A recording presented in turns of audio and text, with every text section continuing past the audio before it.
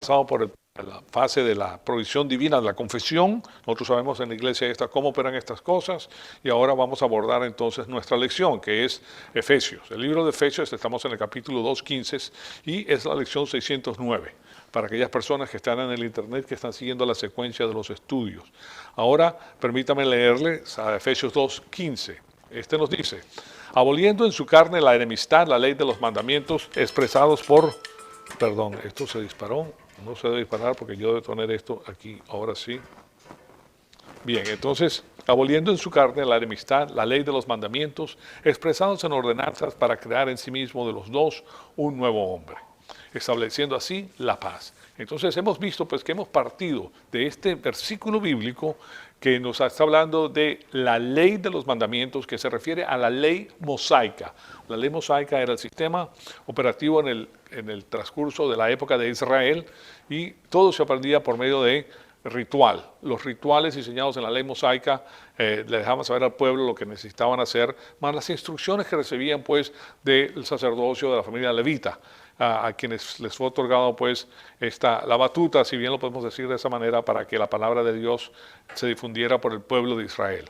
Nosotros hoy en día vivimos en la edad de la iglesia, no estamos bajo la ley mosaica como lo estaban ellos, pero tenemos una cantidad de cosas que son de la ley mosaica que aplican a nosotros, y esto ha sido de esa forma expresado por los discípulos, por los apóstoles, que dicen, y especialmente el apóstol Pablo, cuáles partes de la ley funcionan para nosotros el día de hoy y cuáles no. Entonces, porque sigue siendo la palabra de Dios, señoras y señores. Recuérdense que la ley mosaica viene de nuestro Señor. Estamos hablando nada más y nada menos que de la metafísica, pues lo que está atrás de lo que no se ve, y esta es la palabra de Dios que vive y permanece para siempre.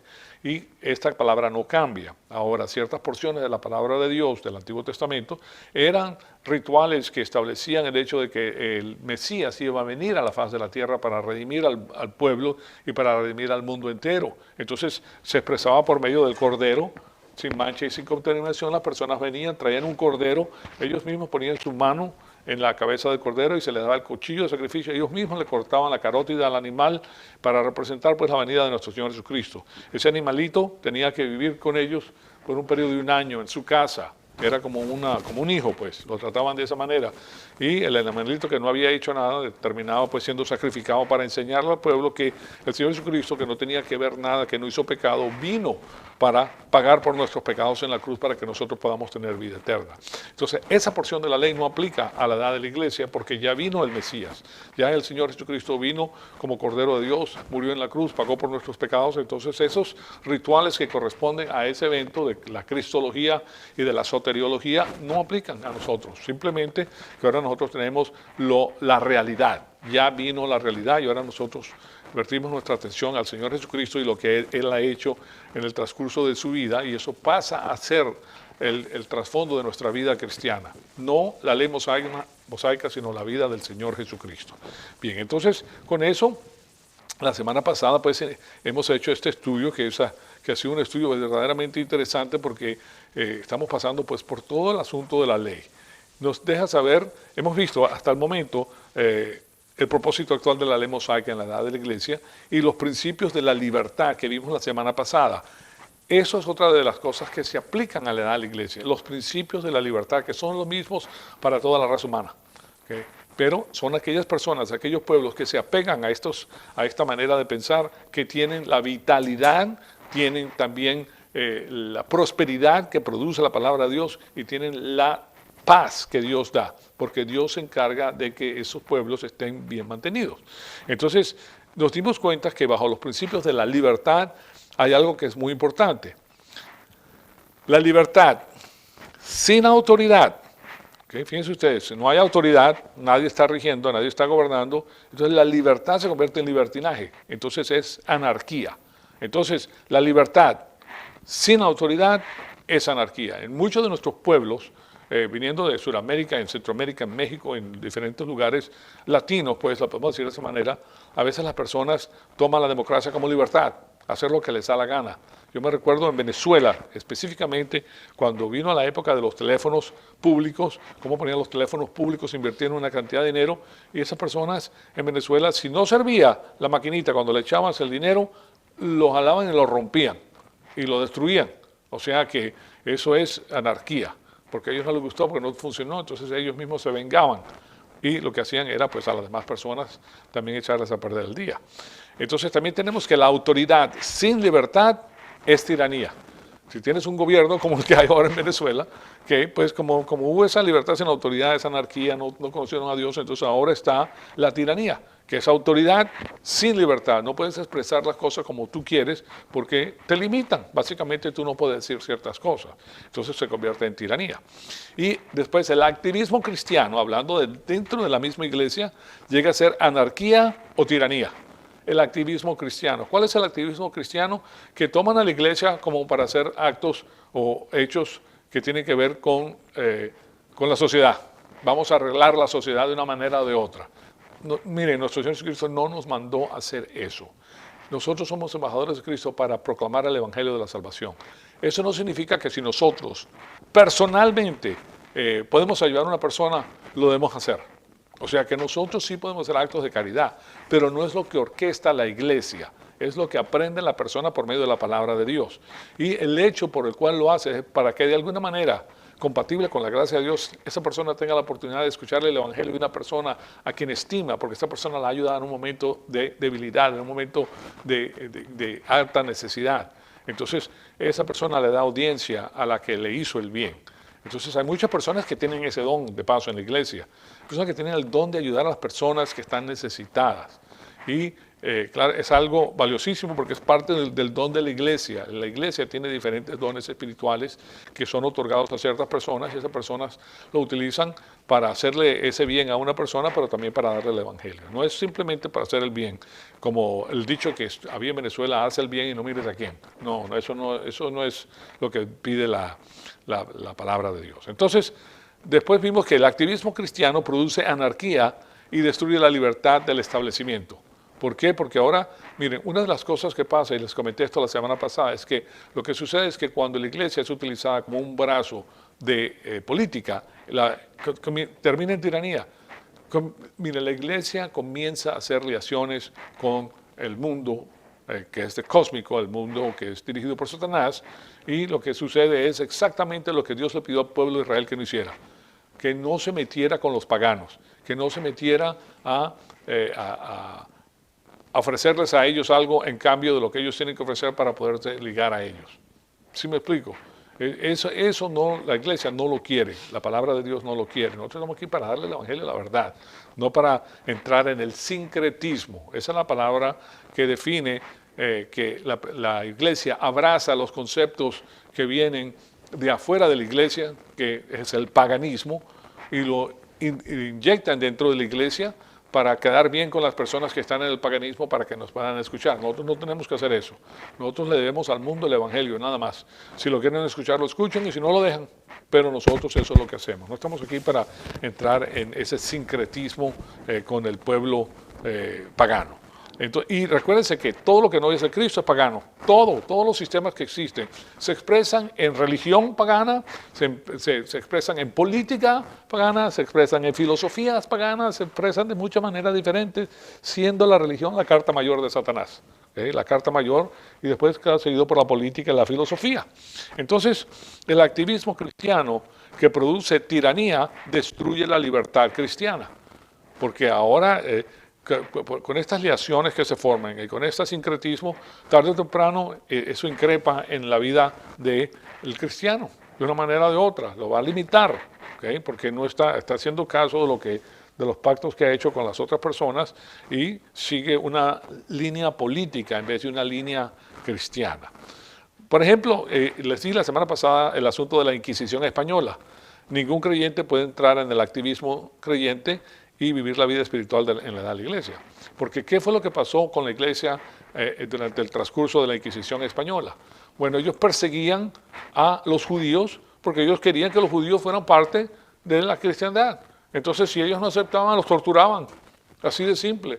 Entonces ya no es por libertad, no es por libre albedrío. Ya yo no estoy creyendo porque yo quiero creer, sino cuántas personas dijeron que sí, en vista de una tortura, que te quemen, que te cuelguen, ¿verdad?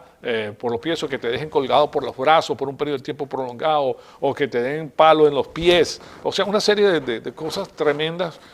Claro, las personas abdicaban y decían, sí, yo soy cristiano, yo creo, pero lo hicieron bajo compulsión, o sea, eso no es un verdadero arrepentimiento o cambio de manera de pensar acerca de quién es Cristo. ¿Se dan cuenta? Entonces, si no lo hacían, ellos perecían básicamente bajo tortura. Ese es el activismo cristiano y eso no es parte de la cristiandad, señoras y señores. Entonces, lo que quiero darle son ciertos conceptos que son muy interesantes y por eso la ley mosaica es tan importante. El activista cristiano es un sonámbulo a través de su vida. ¿Por qué la definición?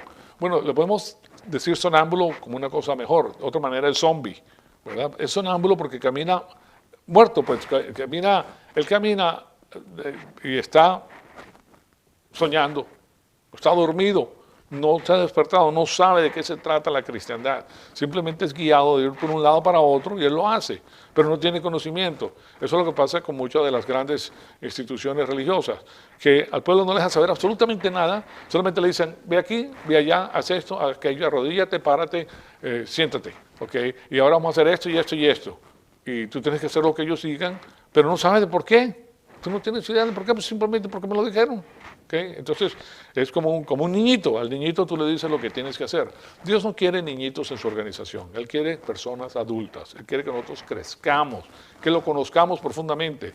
Recuérdense que, por ejemplo, nuestra vida natural no nos la pasamos en el infantilismo, ¿verdad? Tú no vas a pasar la mayor parte de tu vida y te vas a salir de tu casa a los 3 años, 5 años, 6 años, 7 años, 9 años de edad. Porque no sabes nada, vas a tener una vida muy difícil allá afuera, ¿verdad? Dios quiere que tú llegues al conocimiento pleno de su Hijo para que como hombre maduro tomes las decisiones correctas. O las incorrectas, pero tú tienes el libre albedrío para tomarlas. Por lo menos exponte a la palabra de Dios para que sepas lo que es la voluntad de Dios.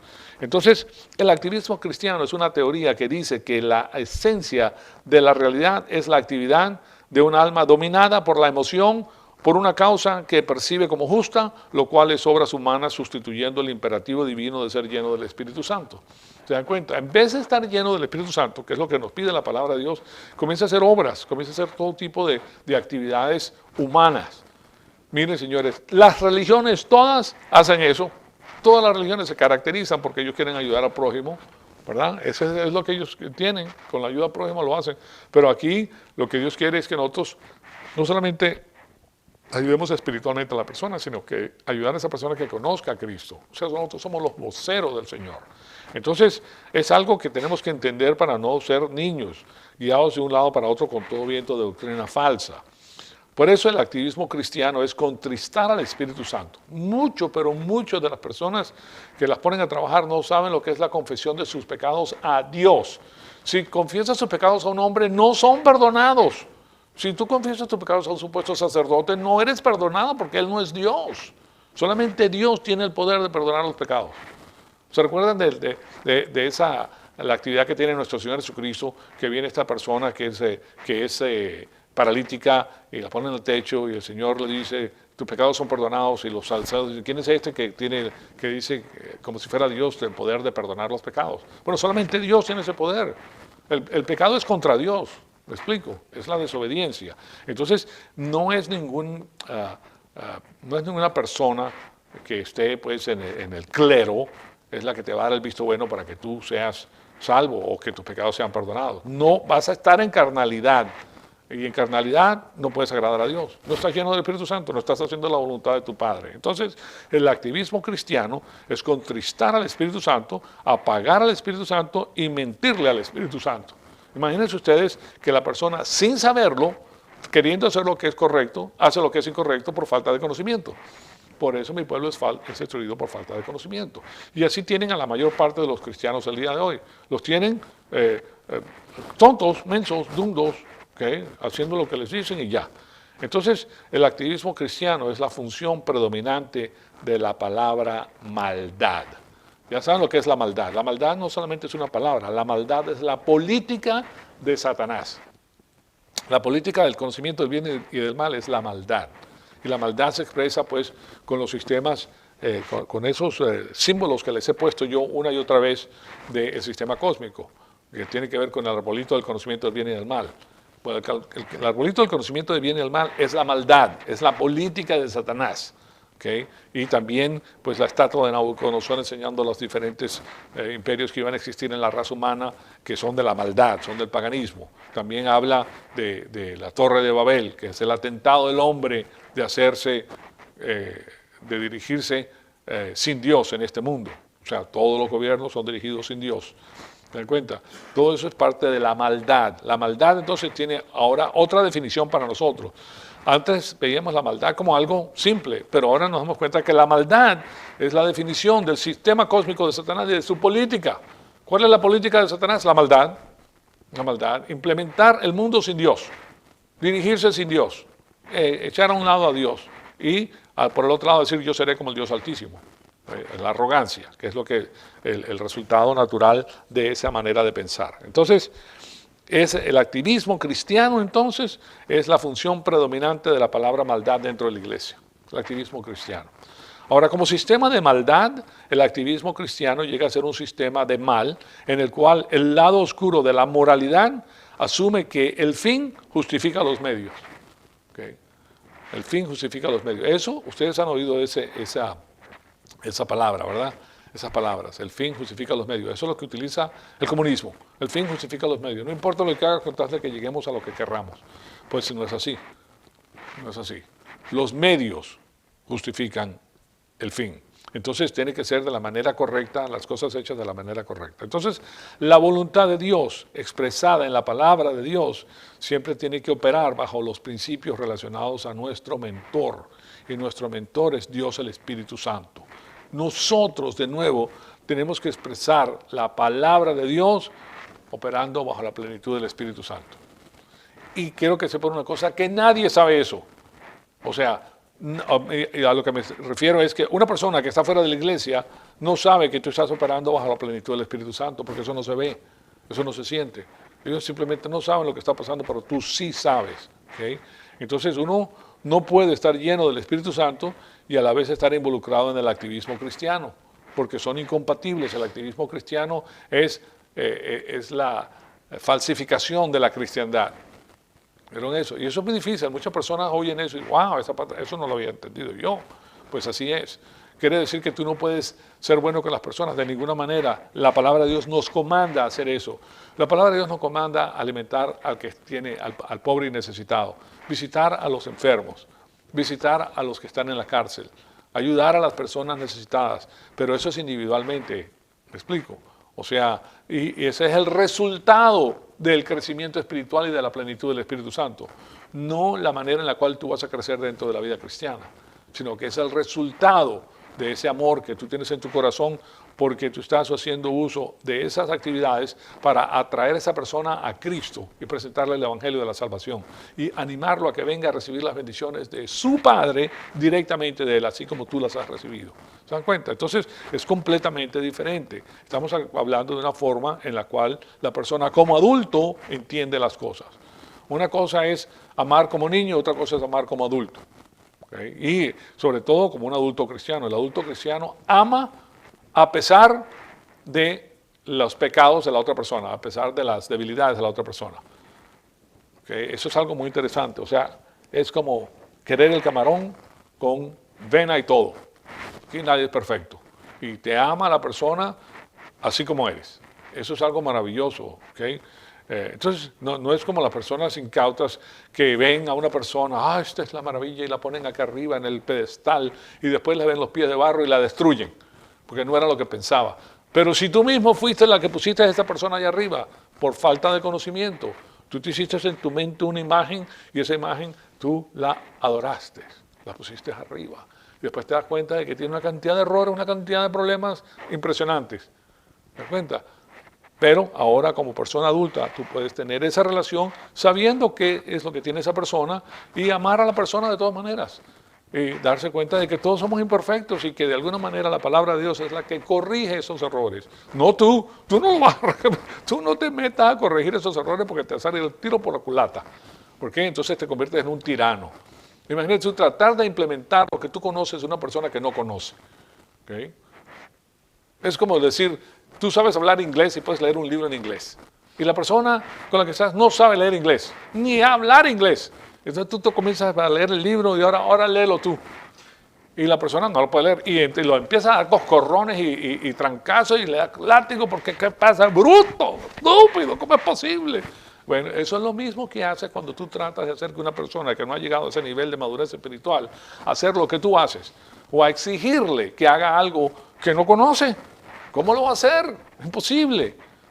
Recuérdense, estás haciéndole leer un libro en inglés o en francés, en el idioma que quieras. No puede, no lo obligues, enséñale inglés.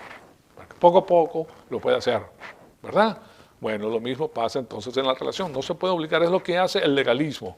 El fariseísmo dentro de la religión, dentro de la cristiandad, trata de hacer eso con las demás personas. Oh, yo camino así, con los ojos hacia arriba, mirando a Cristo. Y tú también lo debes hacer, miserable, ¿verdad? Que no conoces la palabra. Y ya comienzan a darle por todos lados a la persona. ¿Qué puede hacer si no conoce? ¿Okay? Entonces hay que tener eso en mente. Dios nos ama a nosotros. ¿Okay? Por eso nos dice sus hijos y nos enseña. El amor enseña, el amor alimenta. ¿Okay? El que no ama no alimenta ni enseña. Entonces tenemos el principio de cómo vivir la vida cristiana. Una cosa mala, hecha de una manera mala, es mala. ¿Okay? Una cosa mala, hecha de una manera mala, es mala. Le voy a poner la ecuación aquí para que usted la sepa. Y la podemos llamar incorrecto y correcto. ¿Ok? Una cosa mala, hecha de una manera mala, es mala, es incorrecta. ¿Ok? O sea, una cosa incorrecta, hecha de una manera incorrecta, es incorrecta. Una cosa correcta, hecha de una manera incorrecta, es incorrecta. O sea, mala. Una cosa incorrecta, hecha de una manera correcta, es incorrecta. Solamente una cosa correcta, hecha de la manera correcta, es correcta. ¿Ok? Aquí tienen entonces esto que es muy importante. Las cosas, hay una manera de hacer las cosas que es la manera correcta, no la manera incorrecta. Lo que sucede es que las personas por falta de conocimiento hacen una o la otra y de esa manera pues cometen el error. Y nosotros somos especialistas en cometer errores, especialistas. A mí me hicieron esa pregunta una vez, ¿por qué cometes tantos errores? Y yo le contesté, yo se lo he dicho, porque me levanto temprano. ¿No? ¿O no? Si tú te levantas temprano vas a hacer más errores que las demás personas, porque estás desde tempranito haciéndolo. Pero una vez que conoces la palabra de Dios, comienzas a ver las cosas como tienen que ser y comienzan a echar abajo los errores y tú comienzas a ver los resultados, porque si lo haces de la forma correcta, sale correcto. ¿Okay? Y esa es la manera que Dios te guía. No es que va a sacar la varita mágica del cielo y bendícela. No, Señor. No. Esos son milagritos. La gente está acostumbrada a los milagritos. ¿Okay? Esos son los demócratas religiosos cristianos que quieren que así y se arregla todo. Que no tienen que hacer nada, sino que ya. No. ¿Cómo él hace? Él te dio un cerebro que solamente tú desarrollas un 1,5% de tu capacidad cerebral. Te cabe una cantidad de cosas en ese cerebro que ni tú mismo sabes todo lo que te cabe. ¿Y qué es lo que quiere Dios? Darte la información correcta para que tú saques la ecuación correcta para que a ti te vaya bien por tus elecciones. Tú estás seleccionando lo correcto. ¿Ok? O sea, en el comienzo puede ser difícil porque según tú no me entra, ¿verdad? Pero sí te entra. ¿Por qué? Porque te falta, ¿qué haces con el otro 98% de la capacidad mental que tienes? Está dormida. No la quiero utilizar porque se me desgasta. ¿Se dan cuenta? La tienes que utilizar. ¿Cuál es el primer paso? Tienes que venir a la iglesia y conocer la palabra de Dios para implementar la nueva información. Esa produce nuevas normas y principios en tu vida con las cuales Dios te va a bendecir. Así de simple. ¿Cómo se llama ese proceso? Es el proceso de crecimiento espiritual. Estás llegando a ser una persona adulta. Y estás recibiendo la información de tu Padre que te ama para que te vaya bien. ¿Se dan cuenta? Y nuestro Padre nos ama y nos da la información a través de la palabra de Dios. Bueno, entonces tenemos el principio de cómo vivir la vida cristiana. Entonces una cosa mala hecha de una manera mala es mala, una cosa buena hecha de una manera mala es mala, una cosa buena hecha de una manera mala es mala, solo una cosa buena hecha de una manera buena es buena. Y eso lo tenemos que, hoy lo pueden llamar correcto o incorrecto. Ahora, lo singular de la vida espiritual de la edad de la iglesia es hacer una cosa buena de una manera correcta o buena. Esa es la singularidad de lo que es la iglesia, ¿okay? De los miembros. ¿Por qué? Porque resulta que, ¿se recuerdan de la palabra metafísica? Que es la verdad, que es la realidad más allá de lo que se ve. Esa para nosotros proviene de Dios, que es el creador de todas las cosas. Y Él sabe que si tú utilizas lo que Él te está diciendo, te va a ir bien. Así de plano. Es tan seguro, miren, esto que les estoy diciendo es tan seguro como la famosa ley de la gravedad. La ley de la gravedad te dice que si tú te tiras, esto es un edificio muy grande, ¿verdad? Te tiras de acá arriba, vas a ir acá abajo y ¡pah! Cuando caes acá abajo, atole, quedas como atole. Se desparraman los huesos y la sangre por todos lados, son 40 pisos de alto, imagínate. Esa es una realidad, es la ley de la gravedad, que de paso no es una ley hecha por el hombre, es la ley hecha por Dios. Dios es el que la diseñó, el hombre la descubre. Hay personas que la descubren muy tarde y terminan allá abajo y ya no se recuerdan de nada. ¿Okay? Así de seguro es el uso de la palabra de Dios, es una ley divina. Tú haces las cosas correctas de la manera correcta y el resultado va a ser correcto. Dios te va a bendecir por medio del uso de su palabra. Su palabra está garantizada por Dios Altísimo que es omnisciente, que lo sabe todo, y es omnipotente. O sea, que respalda todo lo que dice con su omnipotencia y es un Dios veraz que no puede mentir. Entonces tienes todo lo mejor y lo máximo a través de la palabra de Dios. ¿Qué es lo que tienes que hacer tú? Implementarla. ¿Y cómo lo vas a implementar? Bueno, primero que todo la tienes que conocer, porque si no, no la vas a implementar. ¿Verdad? ¿Cómo vas a implementar algo que no conoces? No puedes. Entonces Dios está diciendo, ven a mí y tú conoces la palabra de Dios y yo te voy a bendecir por medio de mi palabra. Entonces, lo singular entonces en la vida espiritual, en la edad de la iglesia, es hacer una cosa buena de una manera correcta o buena. Y eso tiene como resultado la generación de un creyente ganador, es un héroe invisible. Dios garantiza con su palabra que tú vas a ser vencedor. ¿Quién te puede garantizar eso en la vida? Nadie más. Solamente Dios. Te garantiza que vas a ser vencedor. ¿Okay? No solamente aquí en la faz de la tierra, sino que todos nos tenemos que morir. Aquí no queda nadie. Y cuando estés allá vas a ser vencedor. Pero si no lo haces, no vas a ser vencedor. Entonces, vemos que una maldad incluye las obras muertas y el mal.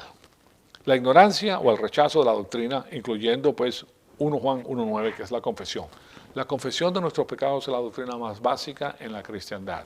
Primera de Juan 1.9. Si confesamos nuestros pecados, Dios es fiel y justo para perdonarnos nuestros pecados y limpiarnos de toda maldad. Cada clase que iniciamos se inicia con la confesión de nuestros pecados. Entonces, eso es lo primero que nosotros tenemos que tener porque nosotros somos imperfectos y pecamos a cada rato. Y para caminar al Espíritu tienes que confesar tu transgresión a Dios Padre en la intimidad de tu alma. Él te escucha, Él es Dios Todopoderoso. Y cuando lo haces, estás en comunión. Estás siendo guiado por el Espíritu. Entonces, cuando nosotros rechazamos la confesión, estamos viviendo la maldad. Ahora, no estoy refiriéndome a la confesión que se utiliza en las religiones, en las cuales tú tienes que ir a un lugar y presentarse enfrente de otra persona que tiene una sotana y se llama cura, y tú tienes que decirle toda tu vida privada a esa persona porque está confesando tus pecados. Esa es una violación de tu privacidad como sacerdote. Esa persona te está violando tu privacidad. No tiene por qué enterarse de tu vida privada. Tú eres un sacerdote de Dios Altísimo. ¿Ok? Eso lo tenemos que entender. ¿Por qué? Porque de esa manera pues controla muchísimo de paso. Es un sistema de espionaje impresionante. Eso trae problemas de todo tipo, pero las personas como no han crecido espiritualmente y son como los sonámbulos, pues se dejan guiar. Yo tengo que hacer esto y tengo que hacer esto y como soy creyente yo lo voy a hacer. Ya está. Entonces, sí, eres creyente, pero eres un creyente sin conocimiento. Un creyente que es guiado simplemente por lo que lo dice. Dios quiere que tú sepas todas estas cosas. Entonces, una maldad incluye las obras muertas y el mal, la ignorancia o el rechazo de la doctrina, incluyendo 1 de Juan 1.9, que es la confesión. Y cuando rechazamos esa confesión, estamos viviendo la maldad. Punto. ¿Por qué? Porque lo que no es de fe es maldad. Entonces, tarde o temprano vamos a morir el pecado que conduce a la muerte. El pecado que conduce a la muerte es una aglomeración o conglomeración de pecados no confesados en tu vida que comienzan, es como, ustedes tienen computadora, ¿verdad? ¿Qué pasa si tú no limpias la computadora? Y se llena de basura, y se llena de basura, y se llena de basura, y hay un momento que no funciona la computadora. ¿Okay? Incluso le puedes meter un virus ahí adentro que te echan a perder toda la computadora. Bueno, la confesión es ponerle el antivirus y ponerle la limpieza a la computadora, tocas un botón y se limpia todo lo que había ahí. La confesión funciona así. Entonces, todo esto es parte pues, de lo que les quería decir acerca del activismo cristiano y lo que esto conlleva en la iglesia. Destruye la libertad cristiana. Ahora, veamos otro asunto que tiene que ver con la ley mosaica, que es muy interesante. El principio del precedente relacionado a la ley mosaica. Cuando les digo precedente, ¿de qué estamos hablando? ¿Cuál es el precedente? Bueno, la manera de operar del plan protocolar de Dios. Cuando les hablo del plan protocolar de Dios, es el plan que tiene Dios para nosotros que somos familia real. Nosotros somos aristocracia espiritual.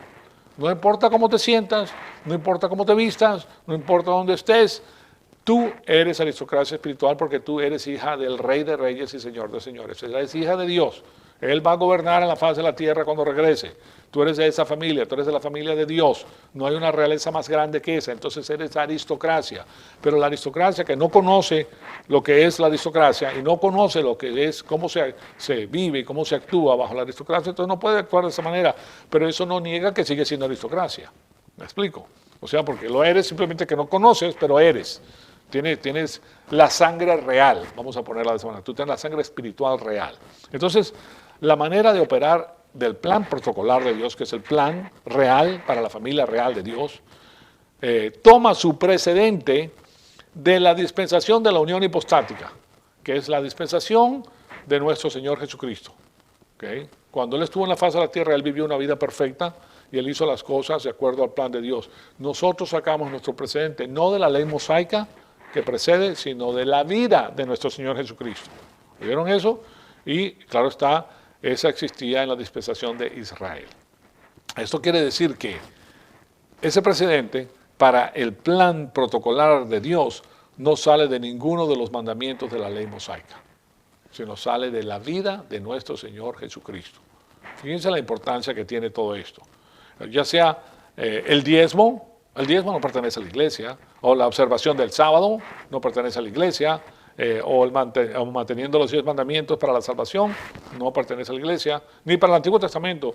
La gente del Antiguo Testamento no se salvaba por cumplir los 10 mandamientos. Estamos hablando de una vida ordenada que tiene normas y principios divinos y se hace bajo la plenitud del Espíritu Santo. Ahora, la fe en Jesucristo no solo es vida eterna, creer en el Señor Jesucristo es vida eterna, sino que es el fin de la autorrectitud y de la rectitud de las obras y la distorsión de la ley mosaica. La autorrectitud es la rectitud humana. La autorrectitud, yo siempre se las he puesto aquí, es esta. Esta es la rectitud humana. La rectitud humana es autorrectitud. La rectitud divina es perfecta. Esta rectitud la recibimos nosotros por imputación o atribución cuando nosotros creímos en el Señor Jesucristo. Tú crees en el Señor Jesucristo y eres justificado ante la presencia del Padre. Eso quiere decir que recibes su rectitud perfecta en el hombre espiritual.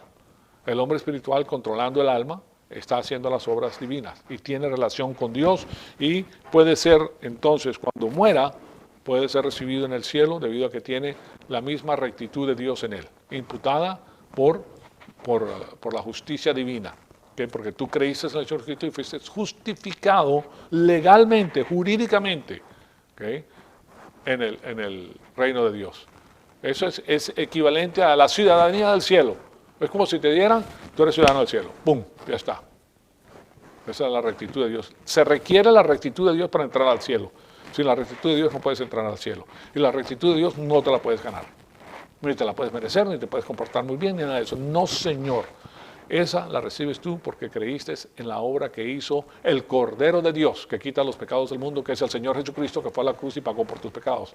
Cuando crees en Él, recibes su rectitud. Ahí está el sello del pasaje a la tierra, ciudadano del cielo. Ahora tú eres ciudadano del cielo.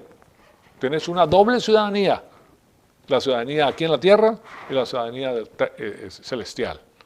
¿Okay? Ya tienes el pasaporte comprado y el ticket también está pagado para ir al cielo. Todo está pagado ya, cortesía del Señor.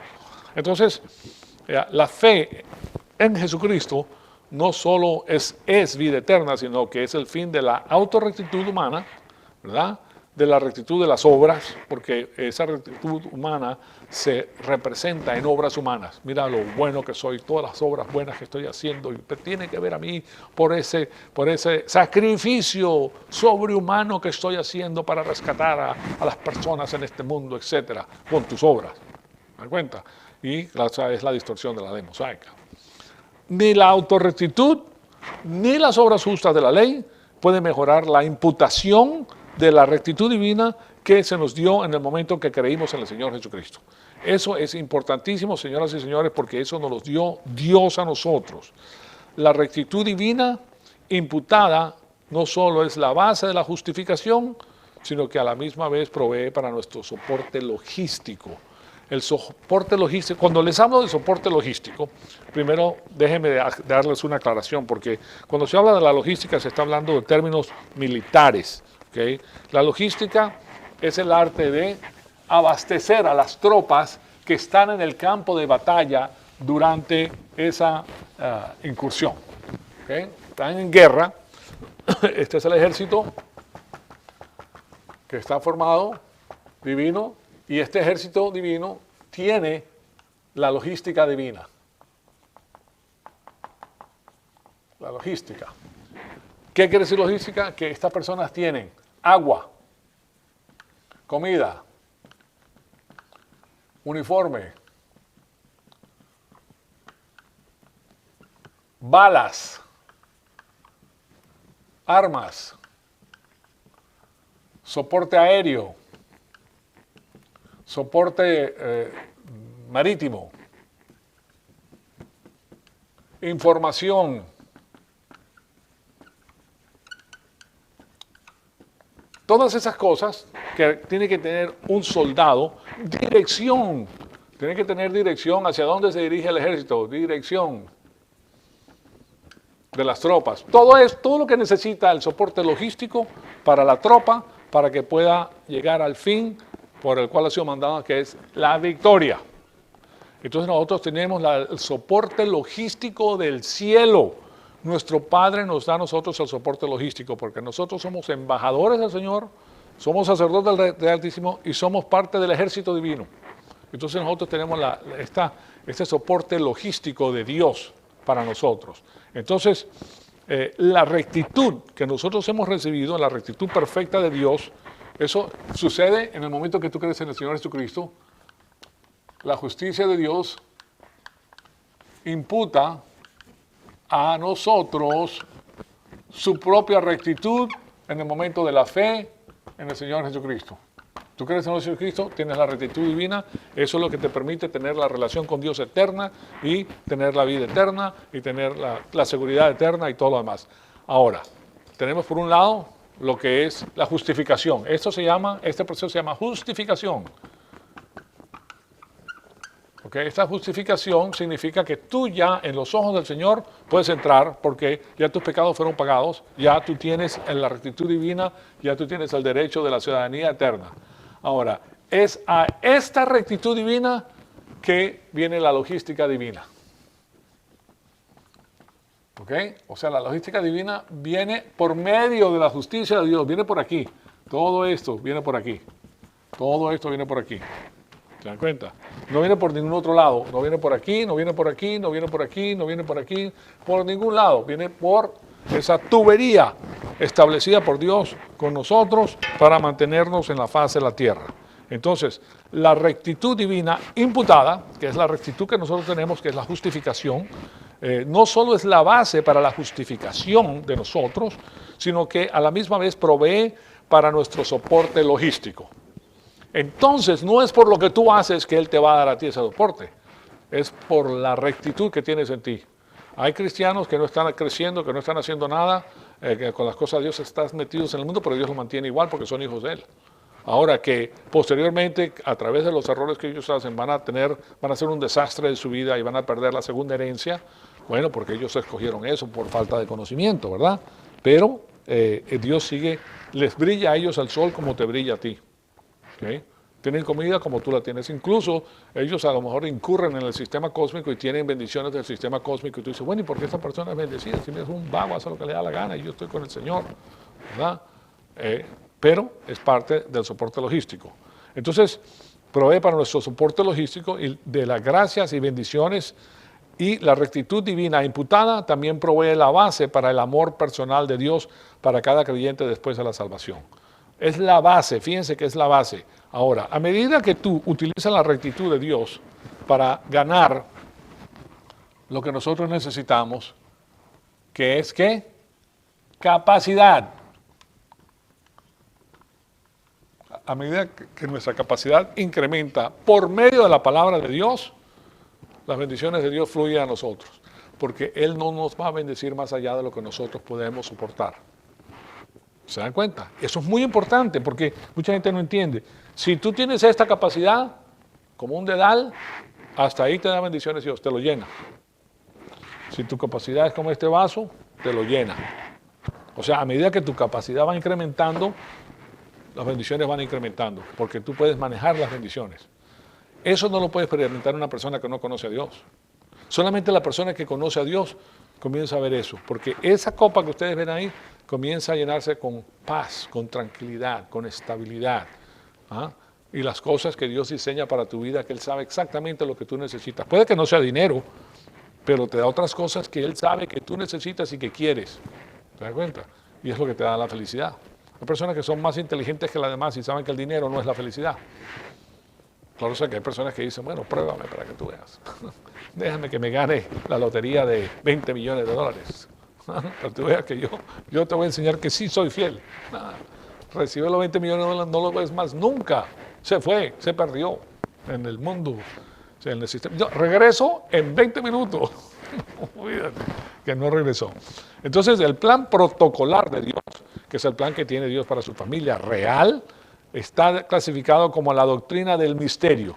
Cuando ustedes escuchen la doctrina del misterio, está hablando del plan protocolar de Dios, el plan que Dios tiene para nosotros. Nosotros pertenecemos a la edad del misterio. ¿Por qué se llamaba la edad del misterio? Porque en el Antiguo Testamento no se sabía nada de la edad de la iglesia. Era la edad del misterio. Entonces, ninguna de esas cosas que, por ejemplo, cuando se habla en la Biblia, en el Antiguo Testamento, de los eventos del porvenir, ninguno de esos tiene que ver con la iglesia. Solamente tiene que ver con el periodo de la tribulación y con el milenio. No tiene que ver nada con la iglesia porque no se conocía.